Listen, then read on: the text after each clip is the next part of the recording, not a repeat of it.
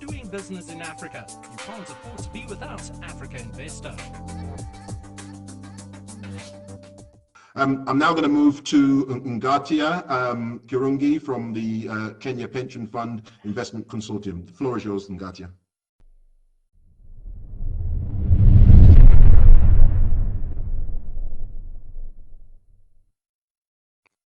Thanks, Hubert.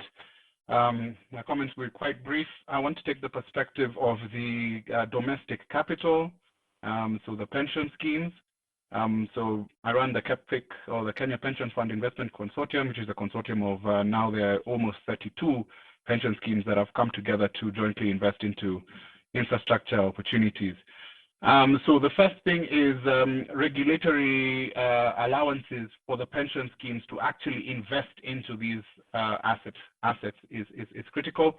It doesn't matter if what the returns are, but if the regulators do not allow the pension schemes to invest into them, then money just won't flow. So the first thing is to set the ground right before even coming to these local domestic sources of capital. The second is the use of the appropriate instruments. Given that these are novel investments, you can expect that the risk tolerance is going to be quite low. And on top of that, pension schemes are ordinarily quite conservative.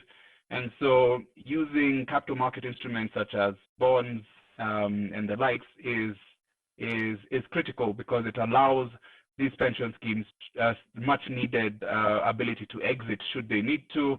It would allow, the instrument should be tradable and would provide the liquidity that these pension schemes demand. And last is a point on returns. When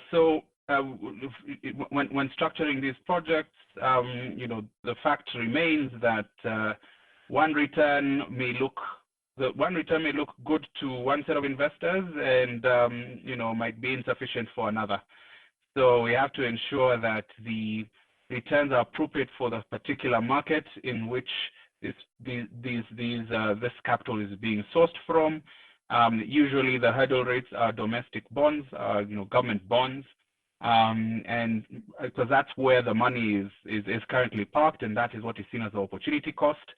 Any investment that comes in under those government bonds is unlikely to see any capital flowing into it. There is a place for guarantees, especially where these guarantees would make the pension schemes a lot more comfortable.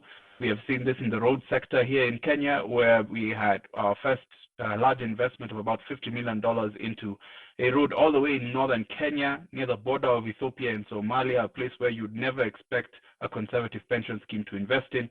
But together with the donor partners who provided basically a AAA guarantee, that investment was oversubscribed because of the other 2 points I made. First, they used capital market instruments, and we ensured that we had the regulatory buy-in for pension schemes to invest. So I'll stop there. Thank you. Doing business in Africa. You can't afford to be without Africa Investor.